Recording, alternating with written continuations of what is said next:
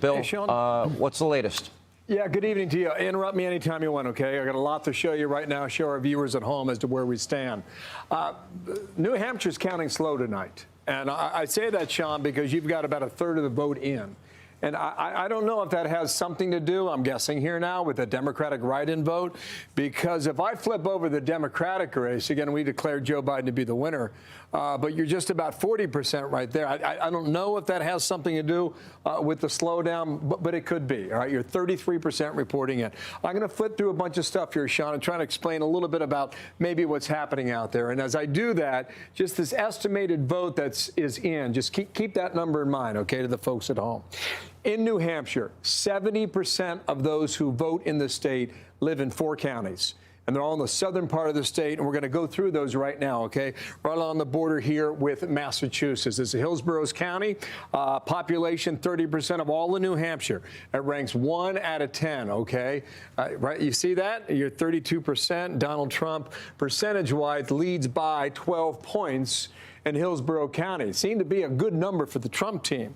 Conversely, over here in Rockingham County, so your population rank, you're 2 out of 10 now for the whole state. You got a lot of that vote out right now, Sean. You're at 16%.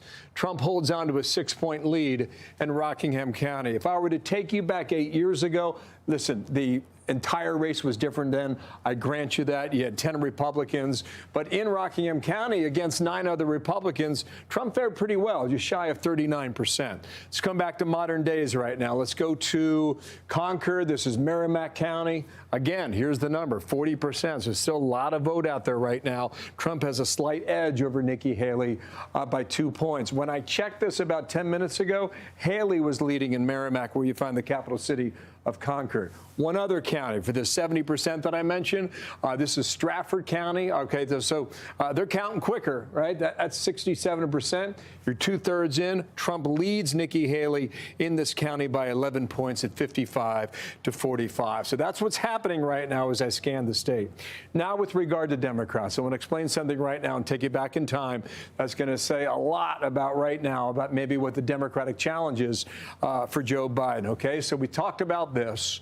Biden, the write-in candidate. Dean Phillips still hanging in there at 20%. Somewhat impressive, I would argue. If I were to come out of this, Sean, and take you, do a little history lesson, okay?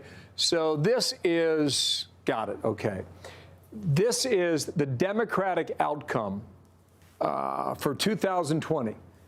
Bernie Sanders and Pete Buttigieg. They ran all across the state, all right? Well, where was Joe Biden in that race? He was 5th at 8%.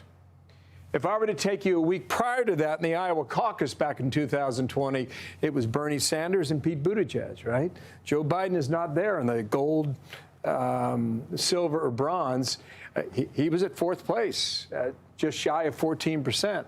So then Biden made a calculation when he was here in New Hampshire. He left before the tally came out. He did not go to Nevada. He went to South Carolina. In about 17 days after New Hampshire results, this is what happened. On leap day of 2020, Joe Biden shy of 50%.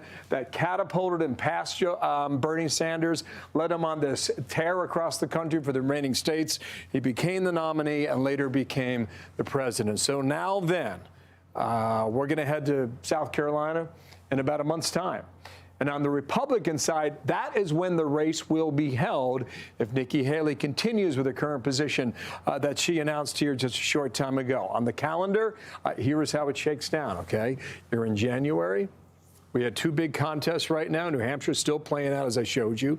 And we're going to tick into February. This matters for Republicans, Nevada caucus, all right? Donald Trump's competing. He's probably going to take all the delegates from that caucus that night at 26.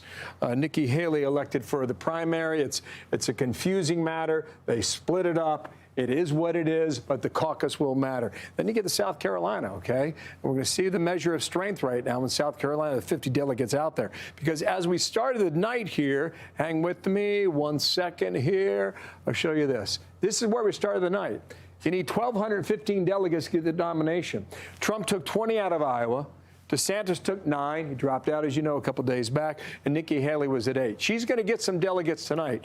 But this contest could go on some time if Nikki Haley, the former governor and ambassador who worked for Donald Trump during his term in the White House, chooses to stay in. And that's where we are. Sean?